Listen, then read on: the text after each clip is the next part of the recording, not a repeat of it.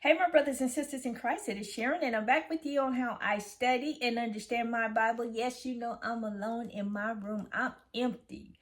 Pray up, ready to receive what the Lord has in store for me.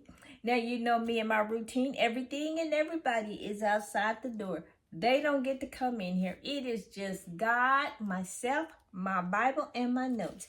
And I'm coming to you out of Genesis chapter 46, verses 1 through 31. And this right here is Jacob's journey to Egypt. And as always, I start with observations. And here I see, okay, Jacob, they're leaving Canaan, and he stops in Beersheba. He makes a sacrifice there. And I see God's promise to bring Jacob up again, come up, meaning up out of Egypt. Jacob has 66 descendants with him. These are descendants from his loins.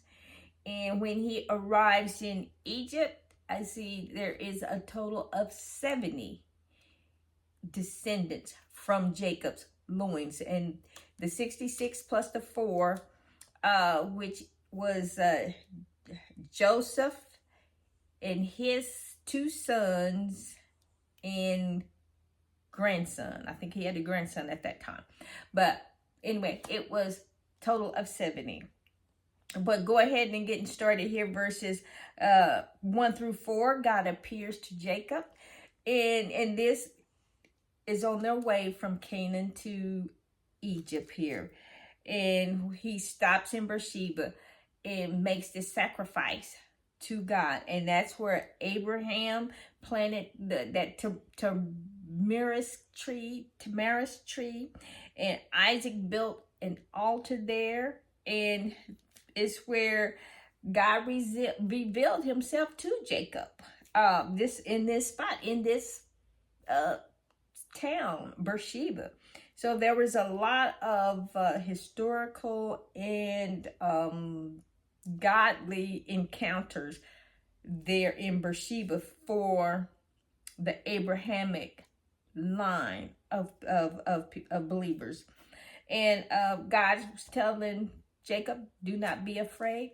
Go on down into Egypt, because he promised Jacob that he was going to be with him when he was in Egypt. He wasn't going to be alone, but God promised him, I will be there with you in Egypt. And then moving on, verses 5 through 27 here, and that these verses right here, 5 through 27, this is a register. It says the register of those who came to Egypt. And it just gives you the names of Jacob, his 11 sons, and his daughter Dinah. And this their moms, Jacob's wives, them, the sons, their kids, their sons, their children, their grandchildren. And it was all a total of 66 persons coming into Egypt. And in verse 26, it says that all the persons who went with Jacob to Egypt, who came from his body, besides Jacob's sons, wives, were 66 persons in all. In verse 27, and these sons of Joseph were born to him in Egypt, who are 2 persons. All the persons of the house of Jacob, and all the persons of Jacob's house who went to Egypt, they were 70. So they had, let me see, I'm reading the sons of Jacob. Okay, so it's 66 persons that's coming out of Egypt. Out of Canaan into Egypt. Then you have Joseph. You have Joseph, Manasseh, and Ephraim. And they see Joseph, who were born to Egypt, were 2. Okay, it says, and the sons of Joseph who were born to him, which were 2 persons. So that's still, to me, I'm seeing 69 total, not unless, let me go back to verse 15. It says, so where he lists Dinah. So I'm guessing I have to go back and do some more research on that, but it says 70 people, but I'm counting 69, that 70 a person must have been Dinah or one of her sons, because they were all about listing the male, the men's in genealogy here. And rarely do you see women listed in the genealogy, but Dinah is listed here, and she is the one that was raped. Back, I think it was in Genesis 29, 30, somewhere in there. She was the one that was raped, and Simeon and Levi exacted vengeance on her husband who raped her, and then her father, well, the whole city there. But anyway, moving on. Israel's reunion with Joseph is verses 28 through 31, 28 through 30, I'm sorry. And Jacob, he sends Judah ahead to let Joseph know that, hey, we're on our way, we're coming, just giving you the heads up here. And in verse 28, it says, then he sent Judah before him to Joseph to point out before him the way of Goshen, and they came to the land of Goshen.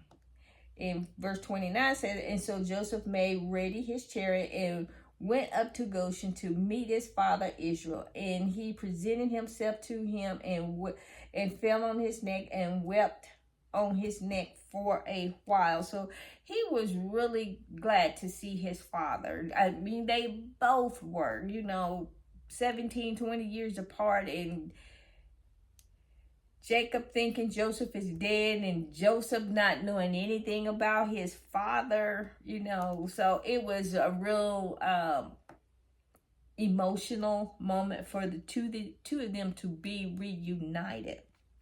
And then verses 31 through 34, Joseph tells his family the plan to ask for Goshen. And here we see that Joseph, he's becoming he's a representative for the family before Pharaoh.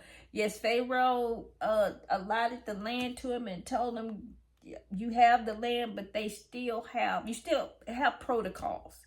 I mean, that's just like jobs today. It's not what you know, it's who you know. But you still have to go through the interview process. The job is yours, because you knew somebody that offered this, up to you, but you still have to go through the process. You have to follow through the protocol. And that's what Joseph was doing here, was following the protocol. And so here,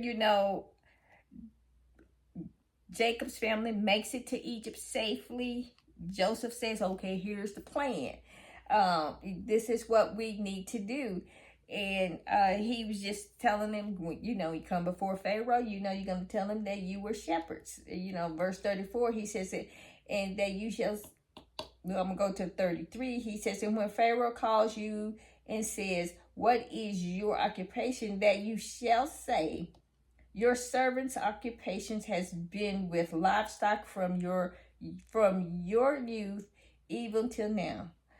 Both we and also our fathers, that we may dwell in the land of Goshen. And for every shepherd is an abomination to the Egyptians. So this is Joseph. He's telling them, this is what you tell Pharaoh. This is, stick to this lineage, which he wasn't lying, because that's what they were shepherds. But Egypt was an agriculture country, and so they were about agriculture, not livestock. So I mean, they had the livestock, but it was like outside the city. And cause you know, they considered sheep unclean, and they detested the shepherds. They just thought, okay, the sheep is unclean, you unclean too. You know, you smelly, nasty, you out there with all them animals and stuff, you just don't smell good, you don't look good. That's unclean to us, you know. So each country, each city, everybody got their own way of doing things. Cultures do things differently, but you still end up with the same result, you know. But I guess it doesn't matter how you make or how you complete your journey. It is that you completed it. Some of us go a straight line, and some can go, you know, have a lot of crooked turns and paths in it. But the thing is that you arrive. So it doesn't matter if they thought the Israelites were unclean, and shepherds, not unclean, but shepherds, and their animals, the sheep was unclean. That just does not matter. The fact of the matter is that Israel was there, and that land prospered, for number one, because Joseph was there. Number two, Jacob was there. So it really, you know, well, Israel prospered while they was there. Well, this was in my Bible study for Genesis chapter 46. You be blessed, you be safe, and have a wonderful day and week, Father. And I pray the Father's blessings over you.